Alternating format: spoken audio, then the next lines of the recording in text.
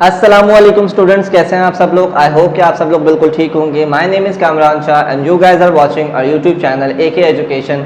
So today we are going to study class 12 English. हमारे पास poem हम लोग पहली स्टार्ट करने जा रहे हैं। The first poem name is 7 ages of a man and this poem is written by William Shakespeare. William Shakespeare जो है, यहाँ पर मैंने उनका बर्थ और डेट ऑफ बर्थ और डेट ऑफ डेथ लिखी है। 1564 में वो पैदा हुए एंड 1616 के अंदर जो है उनकी डेथ हो गई। शेक्सपियर, अच्छा, पोएम स्टार्ट करने से पहले हम ब्रीफ इंट्रोडक्शन कर लेते हैं पोएट के ऊपर। उसकी इस पोएम की डिस्क्रिप्शन थोड़ी सी हम देख लेते हैं कि इस पोएम के बारे में कहा क्या जा रहा है, कहाँ से ली गई है, क्योंकि ये आपसे MCQs के अंदर, क्वेश्चन के अंदर पूछा जा सकता है आपसे। ठीक है, तो सबसे पहले अगर हम बात करें पोएम की, तो पोएम को लिखा है किसने? विलियम शेक्सपियर ने। William Shakespeare he was the great English poet and dramatist.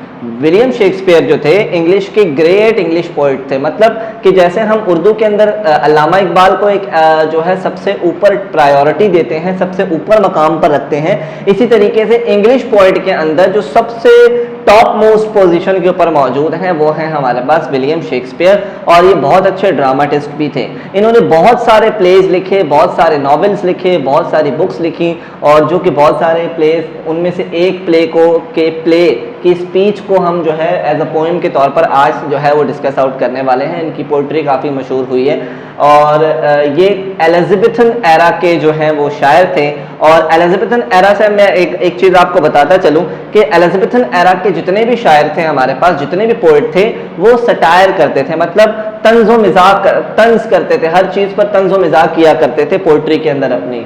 And his birth place is Stratford upon Avon, ये इनकी जो है बर्थ प्लेस है। और ये जो पोम है, this poem is a speech from as you like it. As you like it जो है विलियम शेक्सपियर का एक प्ले था। विलियम शेक्सपियर का एक प्ले था एज यू लाइक इट, और ये एक म्यूजिकल प्ले था। जैसे आप देखते हैं कि इंडियन फिल्म्स होती हैं, बॉलीवुड की फिल्म्स, उसके अंदर मूवी भी होती है और साथ साथ जो है वो गाने भी होते हैं, सॉन्ग्स भी होते हैं।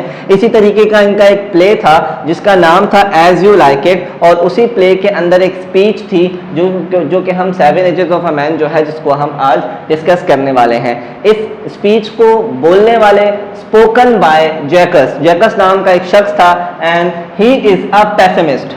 पेसिमिस्ट क्या होता है? याद रखिएगा, ऐसा शख्स जो हमेशा जो है हर चीज में नेगेटिविटी ढूंढता है, उसको पेसिमिस्ट कहा जाता है। तो जैकस जो है इस पोम के अंदर जो है इस स्पीच को जो है वो डिलीवर कर रहे हैं, और ये एक पेसिमिस्ट हैं। हर चीज के अंदर ये क्या करते हैं, किसी न किसी जो है नेगेटिव थिंग को ढूंढते हैं। मान लो कि अगर इनको ये दिखा दिया जाए कि इनको पानी का ग्लास भर के, आधा ग्लास भर के दिया जाए, तो ये नहीं देखेंगे कि पानी का आधा ग्लास भरा हुआ है, ये आपको जवाब देंगे कि पानी का आधा ग्लास खाली क्यों है। ये जो है हर चीज में नेगेटिविटी को तलाश करते थे, और पोएम के अंदर भी आपको ये चीज नजर आएगी। तो बगैर टाइम वेस्ट किए हम जो है पोएम की तरफ चलते हैं। जो है विलियम शेक्सपियर क्या कहते हैं? All the world is a stage, all the world is a stage. दुनिया, पूरी दुनिया जो है एक क्या है? स्टेज नुमा है। And all the main and women merely players, और जितने भी मर्द और औरतें इस दुनिया के अंदर मौजूद हैं वो सिर्फ और सिर्फ स्टेज के ऊपर क्या कर रहे हैं? परफॉर्म कर रहे हैं। They have their exit and entrance, और दुनिया में उनकी इस स्टेज के ऊपर उनकी एक टाइम आता है कि एग्जिट का टाइम आता है और एंट्रेंस का भी टाइम होता है। यानी कि इंसान की ज़िंदगी के ऊपर ये जो है पोएम लिखी गई है। इंसान की ज़िंदगी को 7 जो है स्टेजेस के ऊपर इस पोएम के अंदर उन्होंने डिस्क्राइब किया है, डिवाइड किया हुआ है। ये बताते हैं कि दुनिया एक स्टेज है, और जितने भी मर्द और औरत इस दुनिया के अंदर मौजूद हैं उस स्टेज के प्ले का हिस्सा हैं, अपना किरदार निभा रहे हैं। हर कोई एक स्पेसिफिक टाइम पर आता है, यानी इंसान की एक पैदाइश का वक्त होता है, बर्थ का वक्त होता है, और एक ऐसा वक्त आता है कि वो इस दुनिया से, यानी इस स्टेज से चला जाता है, यानी कि उसकी डेथ हो जाती है। And one man in his time place many parts, और एक मर्द इस अपनी जिंदगी के अंदर बहुत सारे जो है वो प्ले जो है पार्ट्स को प्ले करता है। जाहिर सी बात है, इंसान की ज़िंदगी जो है वो 7 हिस्सों पर मुश्तमिल इस पोएम के अंदर बताया गया है, तो वो हर हिस्से में अलग रोल जो है अपना प्ले कर रहा होगा।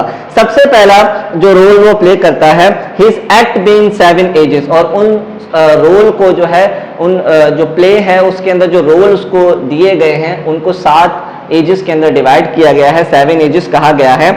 एट फर्स्ट इन्फेंट, पहला स्टेज क्या होता है? इन्फेंट। इन्फेंट का मतलब क्या होता है? इन्फेंट कहते हैं शीरख्वार बच्चे को, ऐसा बच्चा जो अभी अभी पैदा हुआ है, जो अभी सही से मतलब जो है रोना नहीं जानता, खाना पीना नहीं जानता, बिल्कुल नया जो है शीरख्वार बच्चा होता है।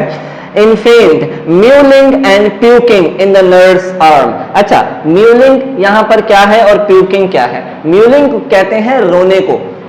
जो छोटे बच्चे होते हैं, इन्फेंट जो शीरख्वार बच्चा होता है, वो म्यूलिंग करता है। एक होता है रोना जिसको हम क्राइंग कहते हैं या वीपिंग कहते हैं, लेकिन म्यूलिंग का मतलब है जो छोटा बच्चा होता है वो बहुत हल्की आवाज में रोता है, तो उसको हम यहाँ पर जो शेक्सपियर है इसको जो है म्यूलिंग कह रहे हैं। एंड प्यूकिंग, प्यूकिंग का मतलब होता है उल्टी करना। वैसे अगर हम देखें तो उल्टी का मतलब क्या होता है? प्यूकिंग का उल्टी का मतलब होता है वोमिट करना, इंग्लिश में उसको वोमिट कहते हैं। लेकिन बच्चा, अब जाहिर सी बात है जैसे हम उल्टी करते हैं, बच्चे वैसे उल्टी नहीं करते, वो थोड़ी थोड़ी जो दूध पीते हैं वो दूध निकाल देते हैं, तो उसको ये प्यूकिंग कर रहा है जो है in the nurse arm. Nurse arm से मुराद ये है कि वो अपनी माँ के गोद के अंदर रोता है। पहला उसका स्टेज क्या है कि शीरख्वार बच्चा जो अभी पैदा हुआ है वो अपनी माँ की गोद के अंदर म्यूलिंग एंड प्यूकिंग करता है, रोता है और उल्टी करता है। पहला स्टेज दुनिया का, इंसान का जो है दुनिया में ये होता है। देन उसके बाद a whining school boy with his satchel and shining morning face, and then whining face. अच्छा, उसके बाद एक वाइनिंग स्कूल बॉय है, एक जोर से रोता हुआ बच्चा है। अब जाहिर सी बात है जब स्कूल बच्चे को भेजा जाता है, पहला दिन जब होता है तो वो बहुत बुरे तरीके से रो रहा होता है, वो कहता है मैंने जाना नहीं है, मैंने जाना नहीं है। हाँ, वो बात अलग है कि जब लास्ट डे होता है तो बच्चे कहते हैं कि मैंने स्कूल से आना नहीं है, मैंने स्कूल से आना नहीं है। लेकिन स्टार्टिंग में हमेशा देखा जाता है कि हर बच्चा स्कूल जाने से डर रहा होता है, परेशान हो रहा होता है और वो बहुत बुरे तरीके से रो रहा होता है जब उसको स्कूल भेजा जा रहा होता है। विद हिज सैचल, सैचल का मतलब होता है कि वो अपने बस्ते के साथ जा रहा है। एंड शाइनिंग मॉर्निंग फेस, और बच्चे का जो चेहरा है वो बिल्कुल चमक रहा है। And unwillingly and creeping like a snail unwillingly to school, और एक वो केकड़े की तरह चल रहा है। जाहिर सी बात है बच्चे का दिल नहीं चाह रहा स्कूल जाने को, तो वो क्या कर रहा है? बिल्कुल अनविलिंगली, बिल्कुल ना चाहते हुए भी बिल्कुल केकड़े की तरह रेंगते हुए स्कूल जा रहा है, क्योंकि उसका दिल उस वक्त नहीं जा रहा। तो ये दूसरा स्टेज होता है जिंदगी का इंसान का, ठीक है। एंड देन उसकी वो बचकाना जिंदगी गुजरती है। 10 साल के बाद वो जो है थोड़ा सा जवान होता है, 12-13 साल या 15 साल की एज जब वो क्रॉस कर लेता है, जब वो स्कूल पास आउट कर लेता है। Then the lover sighing like a furnace, उसके बाद एक लवर फेस आ जाता है उसकी जिंदगी के अंदर, वो एक लवर की तरह बिहेव कर रहा होता है। Sai like a furnace, Sai का मतलब है वो आहें भरता है, लाइक अ फर्नेस भट्टी की तरह आहें भरता है। And with a woeful ballad, और गाता है एक उदास नगमा।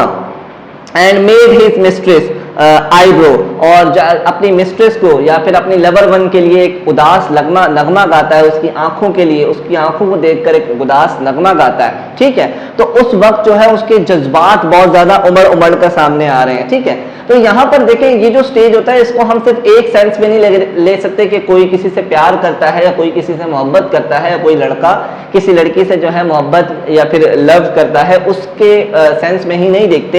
ये जो एज होती है लवर एज, इस एज के अंदर हमारे जो जज्बात हैं, हमारे जो एहसासात हैं वो उमड़ के बाहर आ रहे होते हैं। बच्चे छोटी छोटी बात पर क्या कर रहे होते हैं? पेरेंट्स से जिद कर रहे होते हैं कि अगर मुझे लैपटॉप चाहिए तो चाहिए, मुझे मोबाइल चाहिए तो चाहिए। तो वो छोटी छोटी बात पर, पहले जो छोटा बच्चा होता है वो अपने माँ बाप के साथ उस तरीके से जिद नहीं करता पेरेंट्स के साथ, लेकिन जैसे वो इस एज के अंदर आता है तो वो आहिस्ता आहिस्ता अपने पेरेंट्स के साथ जो है वो आहिस्ता आहिस्ता बहस करना शुरू कर देता है, रोना शुरू कर देता है कि मुझे ये चीज चाहिए। तो ये तीसरा स्टेज होता है इंसान की जिंदगी के अंदर, जिस टाइम के वो एक वोफुल बैलेड गाता है and made for his mistress.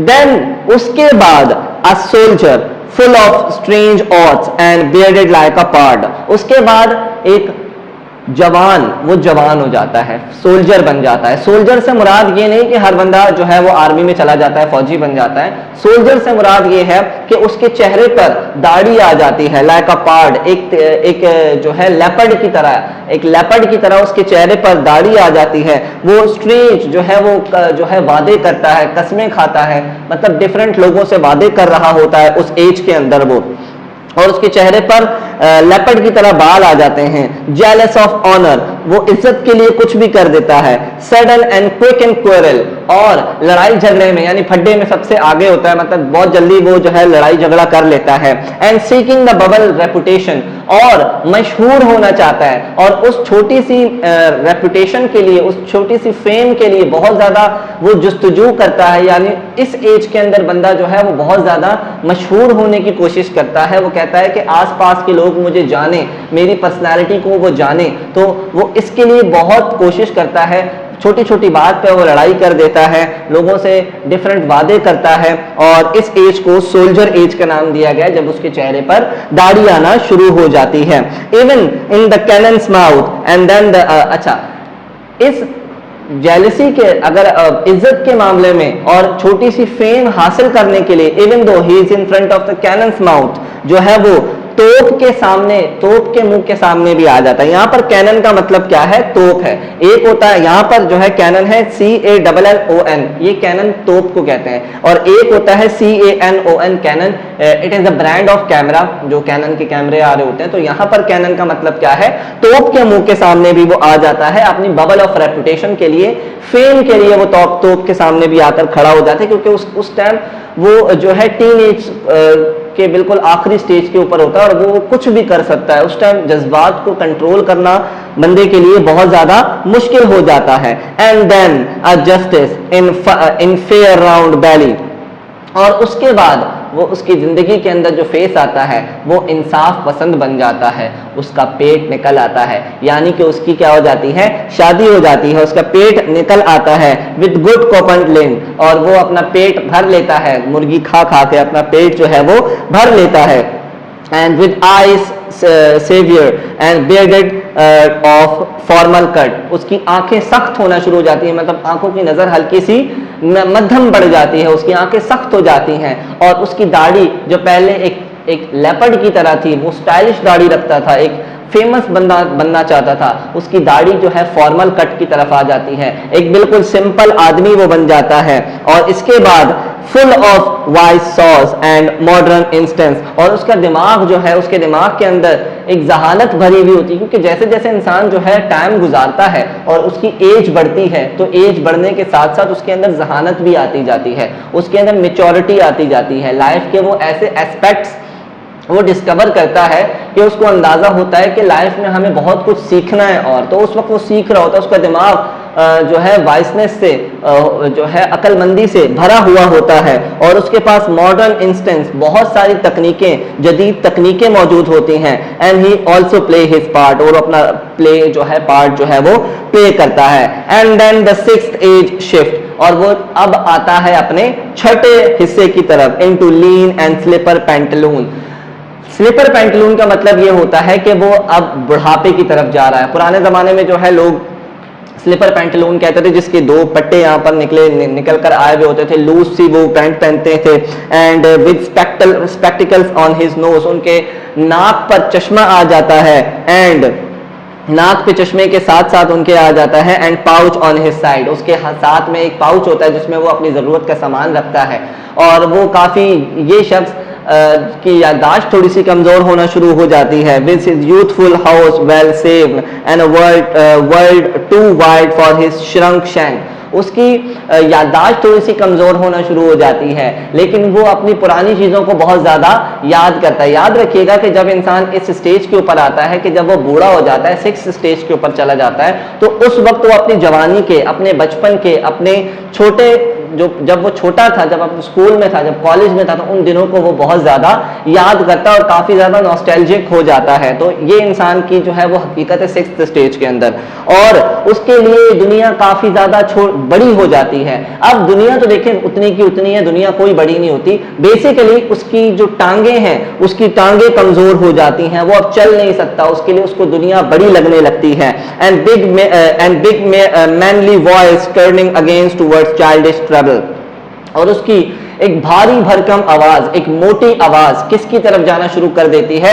एक बच्चे की तरह उसकी आवाज होना शुरू हो जाती है। Pipes and vessel in his sound, और जब वो बात करता है, जब वो सांस लेता है, तो उसके जो है सांस लेने के साथ साथ और बात करने के साथ साथ सीटी बजने की आवाज आती है। जाहिर सी बात है, जब अगर बड़ी एज के लोगों को जो है ज्यादातर जो है एस्थमा का प्रॉब्लम होता है, और एस्थमा के प्रॉब्लम में ये होता है कि अगर आप बायोलॉजी के स्टूडेंट है तो आपको पता होगा कि कफ होती है, और जब आप सांस लेते हैं तो वीजिंग, सीटी बजने का साउंड आपके गले से आ रहा होता है।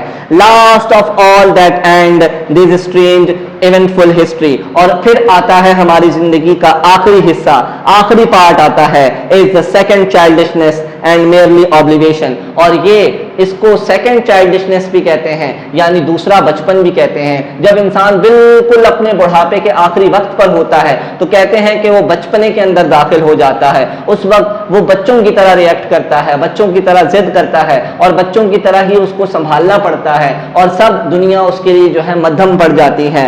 सेंस टीथ, वो अपने दांत खो देता है। सेंस आइज, वो अपनी आंखें खो देता है। सेंस टेस्ट, वो अपना टेस्ट बड्स खो देता है। एंड सेंस एवरीथिंग, और वो अपना सब कुछ खो देता है।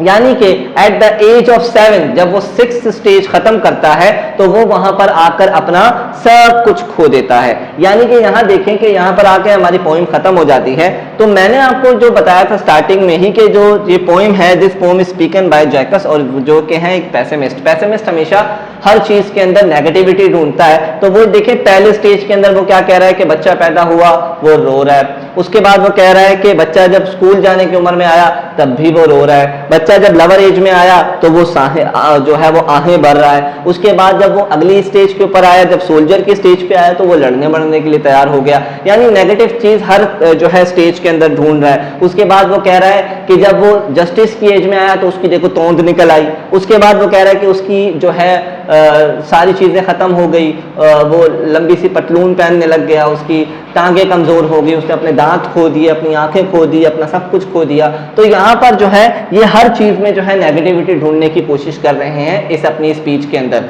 तो यहाँ पर आके हमारी पोइम ये जो है वो खत्म होती है। आई होप कि ये पोइम की जो है डिस्क्रिप्शन, इसकी एक्सप्लेनेशन आपको अच्छे तरीके से समझ आई होगी। इससे रिलेटेड कोई भी क्वेश्चन है तो आप हमसे कमेंट सेक्शन के अंदर पूछ सकते हैं। तब तक के लिए अपना बहुत सारा ख्याल रखिएगा। अल्लाह हाफिज।